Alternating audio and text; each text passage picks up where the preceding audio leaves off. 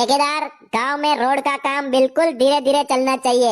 ऐसा नहीं कि तुम 4-5 दिन में पूरे गांव की रोड बना के काम निपटा दो। अरे सरपंच साहब, आप ये रोड का काम धीरे धीरे क्यों करवा रहे हो? मेरे को समझ में नहीं आया।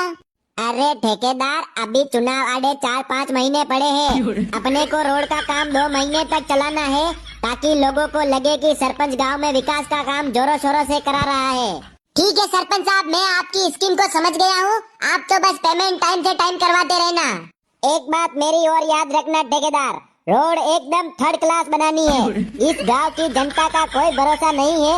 ये गांव वाले मेरे को चुनाव हरा भी सकते हैं और जीता भी सकते हैं।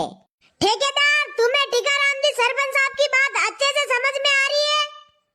सरपंच साहब के चुनाव हारने के 0% चांस है, लेकिन वे गलती से भी हार गए और तुमने रोड मजबूत बना दी, तो इसमें सरपंच साहब का ही नुकसान होगा।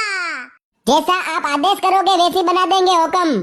सीसी रोड की थिकनेस 2 इंची रहनी चाहिए और 1 तगारी सीमेंट में 12 तगारी रेती डालनी है और गिट्टी तो बिल्कुल भी नहीं डालनी है। बजरी डालो, बजरी गिट्टी की जगह। हुक्म, आप आदेश करो तो रेती की जगह भी धूड़ा मिला के रोड बना देते हैं। अरे नहीं ठेकेदार, इतनी कमजोर भी रोड नहीं बनानी है, बाकी चुनाव से पहले ही रोड टूट जाएगी। अपने तो रोड ऐसी बनाओ कि 5-6 महीने तक चल जाए। अगर जीत गए तो दोबारा फिर बनाएंगे रोड। जैसा आप कहोगे सरपंच साहब, वैसा रोड बन जाएगा। आप बिल्कुल निश्चिंत रहिए। ठेकेदार, एक बात और मेरी ध्यान से सुनो। गांव के लोग जब भी आसपास में आए तो उनके सामने लंबी लंबी बातें फेंकनी है कि टीकाराम सरपंच तो इस गांव का मसीहा है, मसीहा, जो गांव वालों के बारे में इतना सोच रहा है, ऐसी रोड बना रहा है जो 15-20 साल तक भी नहीं टूटेगी। ठीक है सरपंच साहब, आप जैसा कहोगे वैसा ही होगा।